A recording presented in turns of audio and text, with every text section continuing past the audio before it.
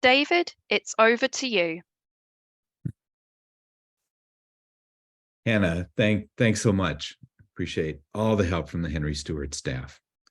Our next session as our day continues is entitled, Why is Digital Asset Management in Healthcare So Hard? It's fun during Industry Week to have a chance to do sector-specific focus. Healthcare brings with it a host of complex and challenging issues in all the facets that the sector might include. We're privileged today to have three of my colleagues from Risetime and also Christen from the Omnicom Health Group to talk through many aspects of this particular topic. So John, I'm going to start with you and welcome you. I think if you all want to go on camera, that would be just A-okay. And I'm going to start the introductions here by asking, and then I'll turn it over to John to introduce himself and say hello. One of the things that's so fun in having John joining us today and in Risetime sponsorships of this is that I think John was born with a curiosity gene about technology in general, and for a long time about digital asset management in particular. And he's never met a digital asset that he doesn't try to figure out what the heck does that mean and how do I manage it? And many of us have benefited from that curiosity and from technical skills. And John, thanks for the work that you've always done in this field, and welcome to our session today. I'll turn this over to you. All right, thank you, David. And you know, what he left off is I think I'm going on my 15th year of Henry Stewart. And, you know, this is how I started getting educated. And I've just never been able to get out of it. So it's a compelling field. One of the things that we've come to realize at Risetime is that healthcare is different from the DAM that we know. And based on that, we pulled together some participants that we know from the healthcare industry that we've worked with in various roles in the past, and wanted to get their perspectives on a field that lately I feel like I know very little about, because I really am a damn generalist. That's how I would characterize myself. So I'll give you guys a second to introduce yourself if you want to go ahead. Christen? Sure. Hi, everyone. David, so nice to be here in this forum. I'm going on 10 years, I think, with all my Henry Stewart education. Yeah. Christen Nyarady, I'm with Omnicom Health Group. I lead integration strategies. So everything when it comes to the management of content, but authoring that content and maintaining compliance. And through that, leaning into AI and DAM have been, big contributions of my role. So nice to be here. Charlene? Christen, where are you calling in from? I'm calling in from Stamford, Connecticut. Omnicom has offices here, so yes. Thanks. All right. Well, I'll go ahead. Hello, everyone. I'm Charlene Lewis. How are you, David? Everyone's great, I hope. I'm doing good. Thank you. Good. I'm thrilled to be here. And same thing. I've been with Henry Stewart for quite a while and love the format and the events. Very educational. And so I am now with Risetime as a consultant in creative operations, and very excited to move into this space. I started with DAM in, with Toyota Corporation in Saatchi & Saatchi, Los Angeles. So I have the perspective of working with it through the retail space and understanding the auto business. When I started in healthcare, it was a shocker. I will not lie to you. And if it wasn't for my strong relationships with the agencies, I think that I probably would have left. But yeah, I've been in the DAM for quite a while, and I love the challenges, and I'm very happy on where it's going and how it's evolving. So really excited to be here. Great. Charlene, such a treat to see you. And tell us where you're calling in from, please. I am calling from Camino, California. So I'm on the Pacific Coast. Great. And John, I'm assuming you in your home territory in the greater Chicagoland? I am. Great. Thanks. Amanda, nice to see you. Thanks for joining us today. And please, a little introduction. Sure. Thank you so much for having me, David. This is a real treat for me to be back in the Henry Stewart space. It's been a few years since I have participated in something like this, so I'm very excited to be on the panel. For me, Henry Stewart and digital asset management go hand in hand. I started both right around the same time frame, which is also around the same time that I met John. So all of this has a very special place in my heart. And my background within digital asset management started on the agency side before moving over to marketing and now landing within consulting. And I've spanned across a couple different industries, healthcare being the most current and also being one of the more difficult and interesting ones. So I'm excited to participate in today's conversation. And where are you participating from?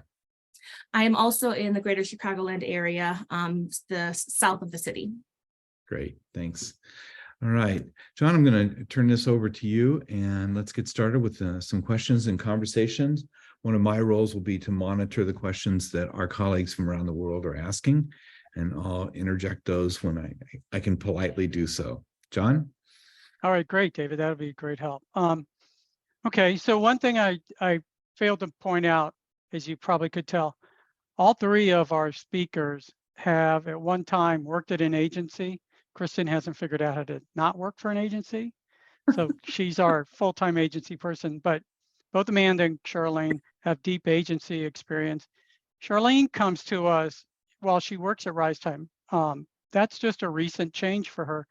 I really know her from her involvement on the customer side. So she's been that champion, evangelist, doing change. We originally got involved in agency management. She's done a lot of decoupling stuff, which we have done together for Henry Stewart and other forums. You can find that out on the web in various places, YouTube.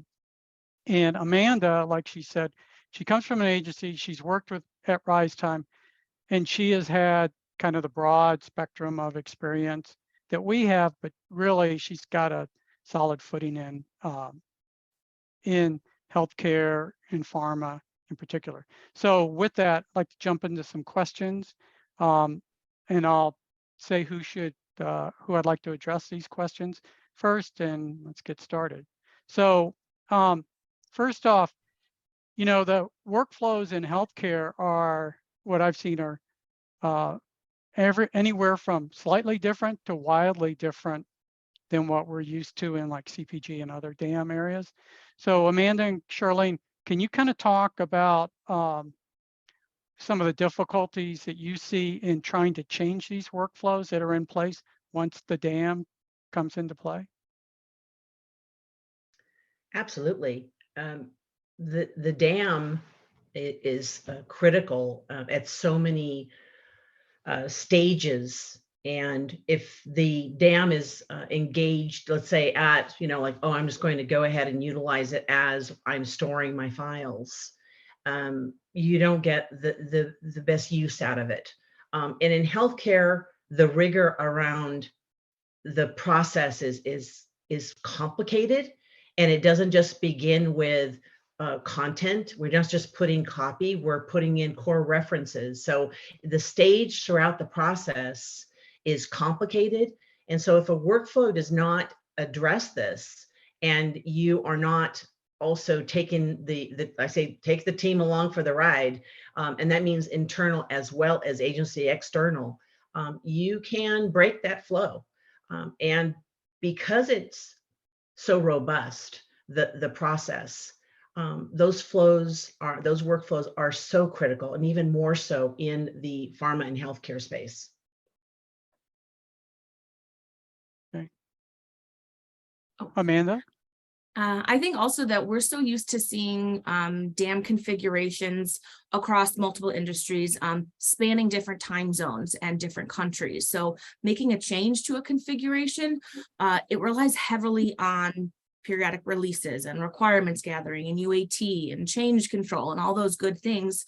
But where healthcare, I believe, adds a layer is you have regulatory and FDA compliance. And so even if all of the steps are taken to ensure that a configuration change is possible and acceptable and ready to go, it needs to be done with the right time frame, and it needs to ensure that there's no impact to any of the other campaigns or product launches, or any of the other materials that are being worked on at the time. So the review and approvals that go into healthcare type of materials, as well as the time frame that it takes to get those approvals, really pushes the boundaries of what type of technical adjustments can be made when.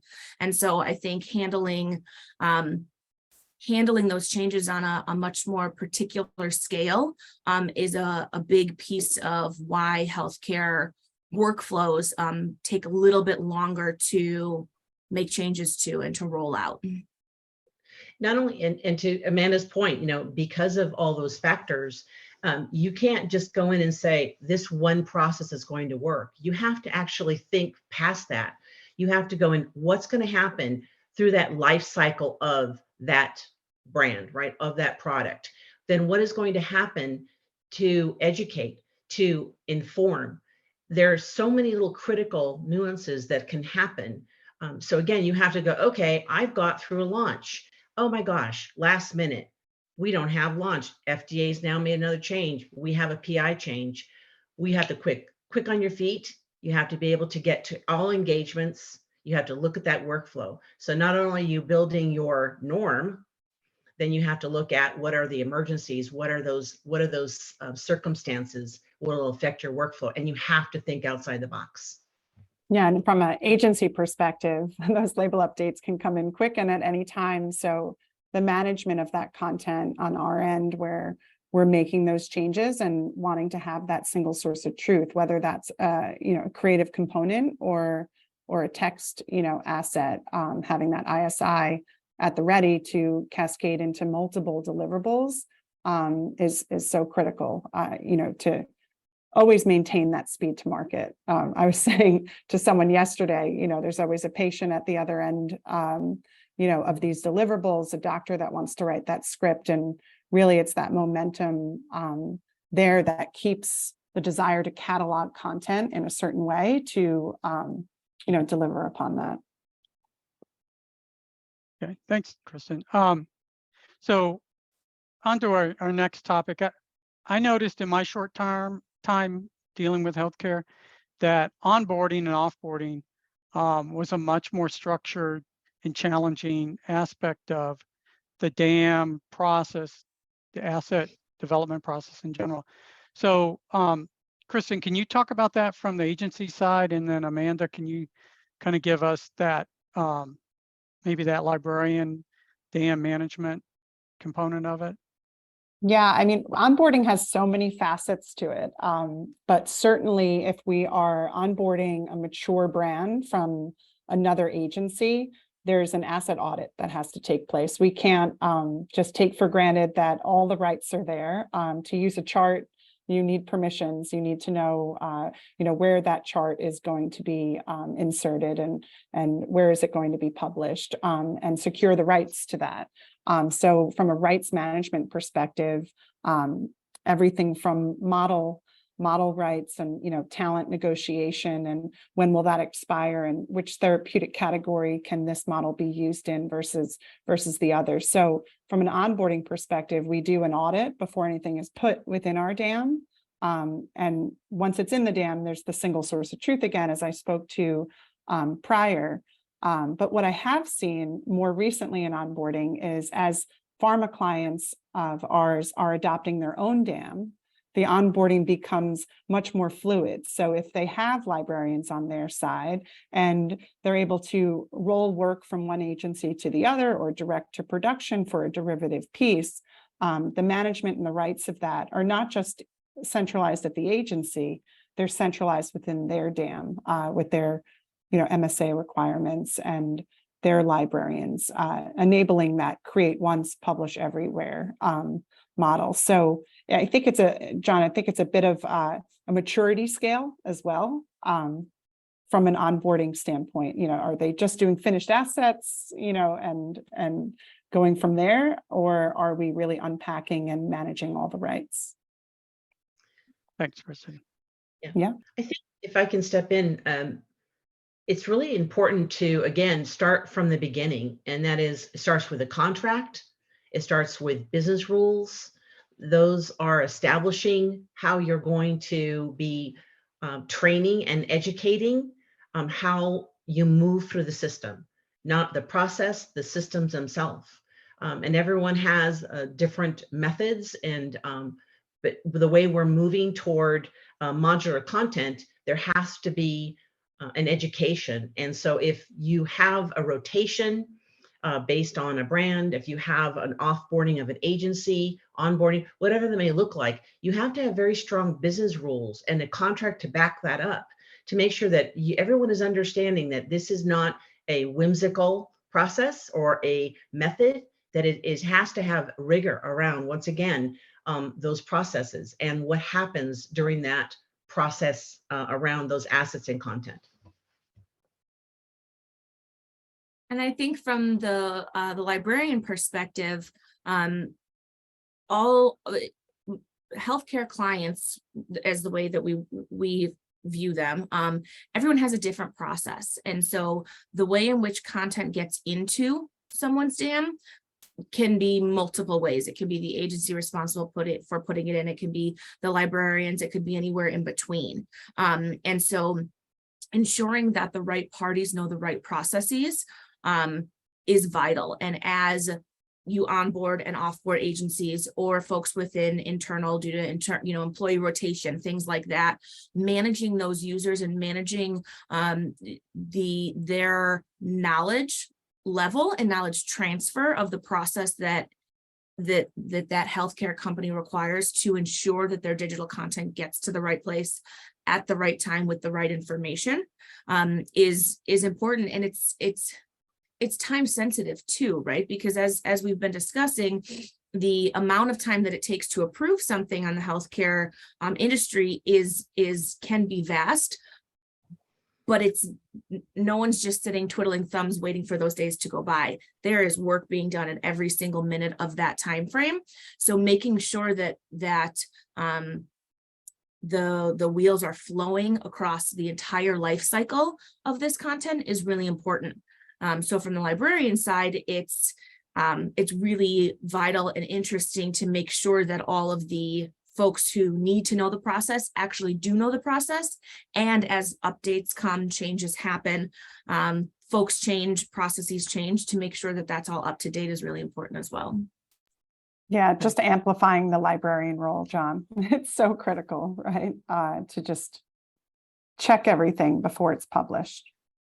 Yeah, I noticed we call them librarians, but they're almost like librarians / administrators / producers. They fit so many different roles given whatever that tactical need is at any given It's point in time. It's QA, quality assurance for sure. Yep. And I feel strongly, and everyone agrees with this, I'm sure, in that the DAM librarian role is so critical. But it's not just that role of bringing somebody in who understands assets. It goes beyond that, especially in the healthcare space, that knowledge of understanding the risk factors. Yeah. So that kind of brings me to the next point. So I would think, particularly you, Christen, since you have a lot of different clients, that you see a combination of internal internal production agencies and more external partner dealing with working with agencies. And in particular, since Charlene kind of introduced that whole decoupling concept to the industry a number of years ago and disrupted everyone's lives with that, what kind of things do you see? Did you disrupt my life too, Charlene? You're welcome. I'm just speculating there.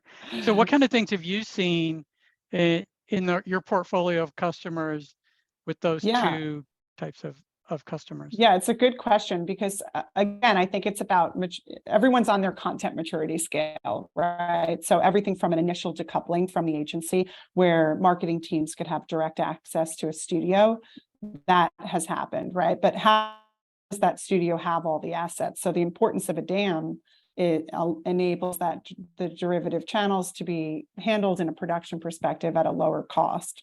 Then there's the in-house, which sometimes is white labeled, by another agency as well, depending on whether or not a client has chosen to stand that up themselves. It varies.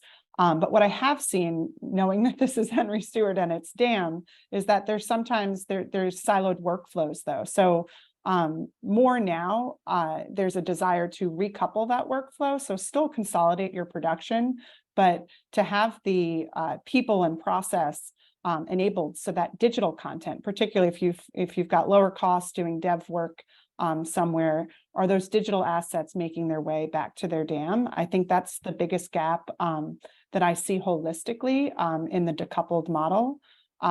So whether that's a change in process or a change in how you produce your content and where your single source of truth is, those files have to make their way back.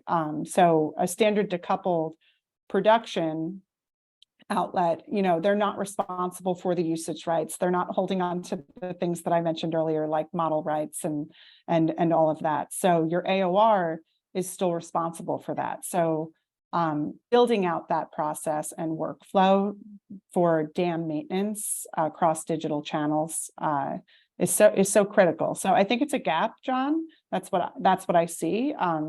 But it's also an opportunity as well, in that there's more consolidations going on right now across networks, and agencies have production opportunities that are more centralized now than ever. It's not just production within an agency, it's a network that has a production hub. So I think with that trend in models and organizational structure, I always do this, like we're recoupling that back.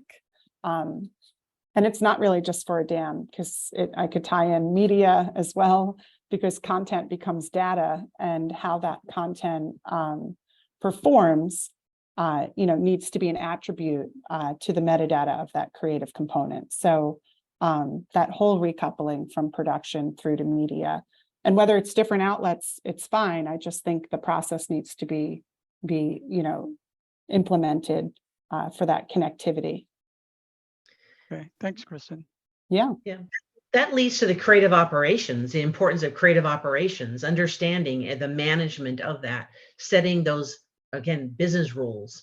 Because if the client is sitting in the center and that DAM is the tech stack is with them, there has to be that voice and the governance, the importance of governance, the importance of those business rules, so that everyone is understanding what is happening. And in healthcare, outside of healthcare, you're dealing with numerous agencies. But when you get into the pharma space, you're dealing with HCPs, you're dealing with the patient, you're dealing with advocacy. There's so many numerous areas that you have to get the content, those assets out, so that if you're not having a very strong process and those business engagements or business rules, as I like to say, it'll fail. So this is where creative, in my opinion, happens. Creative operations comes in at the client side and says, let's set that rule. Let's take a look at what this is, and let's take it to the governance. Let's get it. And then everyone involved is then part of it. The agencies, the users, the experience. Okay, thanks, Charlene.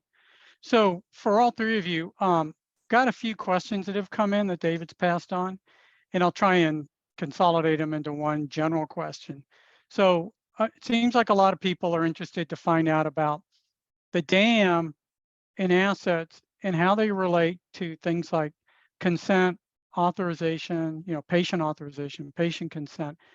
And I'll add in, HIPAA, PII, in Europe, you've got GDPR, all those guardrails around patient information. How do you guys see that playing out in the current DAM environment? Yes, Christen, you want to? Yeah, I'll take that. Someone else can feel free to join in. I mean, I think mandatory fields are my favorite thing.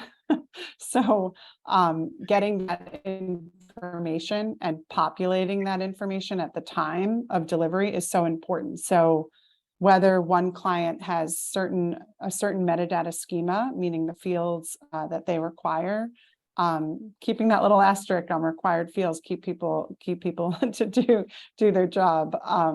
Right. And then, where we look at a dam feature, we want the attachment of any documents to have the relationship to the asset. So if it's a photo of a patient and you have those rights there, if that asset is cropped differently or leveraged, for another channel, we want all the documentation to travel with it. So again, it's about ensuring you have the right proper fields for input, whether that be from your agency. I think this is at Mayo, someone has, if you're working with an agency, these are required fields, whether they use, Bridge to capture that, whether they use their dam, depending upon how mature their systems are. There's no real silver bullet, but ensuring that it travels with the file.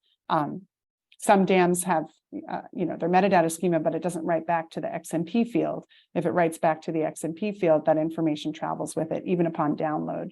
So, yeah, and happy to talk after this in the lounge one-on-one with anyone as well. But yeah, Absolutely. Mandatory fields where the input of that information is required. Yeah, and that's pushing your dam, but it has to be done right. Those are the things that are so important. And it's, as we were discussing yesterday, there's a whole other topic. We could do a whole nother event on this alone. Fonts, rights management, licenses. So meet us in the lounge. We'll discuss this further.